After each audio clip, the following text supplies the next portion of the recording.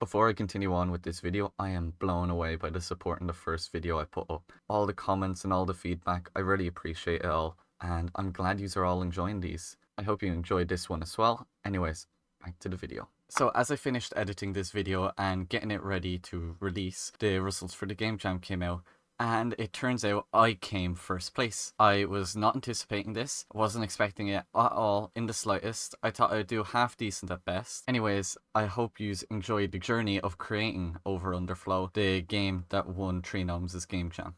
Hello everyone, and today we're not doing a devlog, but instead we're actually covering a game I made for a game jam recently. The game's name is Over Underflow, and the theme of the game jam was Lose It or Use It.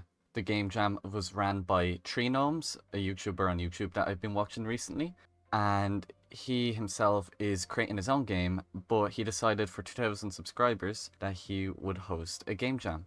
I, of course, while I was working on Dwarven, decided I wanted to just break up my development a little, so I went out of my way to join the game jam, and at first I had an idea of a game where you were wandering through a maze, you had a flashlight, and you had limited use of batteries. I came up with a few different ideas, so that was one of the ideas. Another idea was you got a top-down view of a maze before you started. And the other idea was you would place lights down around while watching the maze from a top-down view. And the idea would be you would plan your route before you actually went along your route. These ideas I tried out, didn't really like them too much, and then I was given the idea of water. Making use of water was the key idea that I was given for the game jam. So this idea of water I ended up making use of in a unique way, as you had a limited amount of water to use while also having limited access to said water. So getting into the game to begin with, I created basically a water box that would raise and lower based on an interaction button. This further went on to being a valve in the level that you would interact with.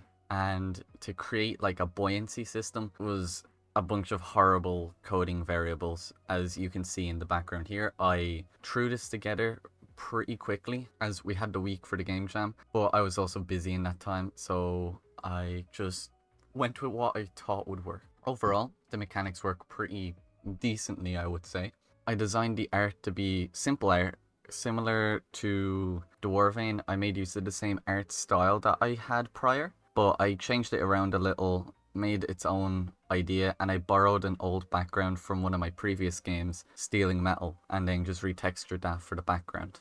The core idea of the game was, as the player, you could move around, but you could not jump, and you would have to interact with these valves I would place around each level. The valve would raise the water, and as the water is raising, you can break the valve at any point. When the valve is broken, the water stops flowing, and you have to use that to reach certain areas, but you can also drain the level of water as well. So the idea was you would have to balance out using the water, draining it, or having it running while draining it to get to certain areas, and then stop draining to allow the valve to keep bringing the water back up. Now, the game was made in a quick amount of time, so there wasn't a lot of testing put into it, which was the biggest downfall. The controls, I made terrible controls because I forgot the fact that I could use two hands on the keyboard. Instead, I used WASD, Q, E, or space and shift. They were awful controls. I changed them in a later version. As you can see here, I have much nicer controls to play on the web browser version of the game.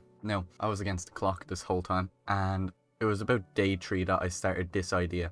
After prototyping all the other projects and not liking them and them being alright, I managed to settle on this. This was going to be the game for the game jam, and I got it done within the week. There was no issues with that. Now, one thing I deeply regret not doing when I actually created the game was making a browser version for the game jam. One thing I noticed was a lot of people gravitated towards playing any game that was on the browser over it being downloadable. Not as many people were too keen on downloading a product when they could just play it on the browser itself. But that was part of the learning curve of participating in the game jam. I wanted to diversify my abilities, try something new, because at this point I've been working on Dwarven for about 3 months. And where I am at the moment in Dwarven, I'm at the final stages, just fixing the game, polishing it up, and getting it ready for release. So I wanted to just keep practicing my skills somewhere else. And thanks to Tree Gnomes, this was the perfect opportunity for me to just take my skills back up and try something completely different.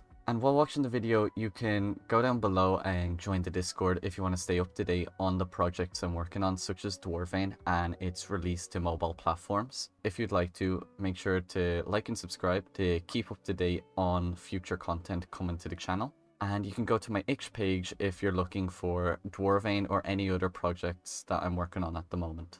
Anyways, back to the video.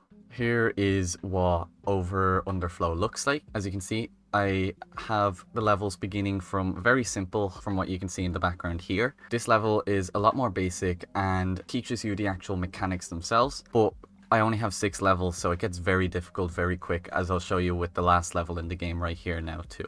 In this level, the final level, I wanted to give another idea of how the game could be structured, where you could start going up and the level can be taller than the actual screen. Now, in retrospect, there was so many issues with this, such as not being able to keep track of how many of the batteries that you've collected to open each door, but it was just something to try and test for the game jam. The music was done by Jack again. He sent me over this one track, and I made use of it, adding some extra filters that would play when you go under the water, which enhanced the game even further. I ended up taking a look on the internet and finding a way to make the water kind of feel more like water when you land in it or you go up and down, and I made use of that just to give it a bit more of an effect. Now, if I was working on the game full time, I would have definitely worked more on this part, but due to the actual game jam, time was limited and I was keeping my scope as close to my chest so that I could finish the game on time. There was a lot less polish put into the game, but the actual mechanics that were in the game I made sure were finely tuned. The only issue was with a lack of playtesting, there was a lot of confusion when people started playing the game themselves. Overall, I'm really happy with how the game actually turned out in the end. I added a title screen, added an options menu, had a few toggleable settings as well, and the game overall, it has a little bit of a charm to it. It's pretty simple. The main character is just a sphere that rolls around, and I gave it more of a ball feel to it, so you will slide around as you're moving. Getting this complete in less than a week due to the fact that I didn't start working on this idea until about 3 days in really taught me a lot and showed my capabilities in making a game like this and getting back into the swing of things of developing video games. While I'm working on my bigger projects, I enjoy breaking it up and doing these as well, just to keep up with things, because it's the best way for me to keep my skills as a developer in check while working on a bigger project that may have me focused solely on one part. Now, talking about the game jam has ended, but the ratings aren't out at the moment. But even without the ratings, I'm happy with how it went. I've learned a lot from it, and I have evolved a little bit from where I was beforehand. If you are interested in trying out the game, you're more than welcome to. It's on my itch, as usual, and it is playable on PC and in the browser. And again, thanks to Tree Gnomes for hosting the game jam in the first place. It was such a wonderful experience getting to try out everyone's games and people giving reviews and trying out my game and seeing where I can go and improve as a developer myself. And that's everything for this video anyways. Again, thank yous all very much for the support on the first video I put up. I'm going to continue uploading videos such as these, especially on new projects or any updates on Dwarven, so make sure to like and subscribe to keep up to date. Thank you again, and see you in the next one.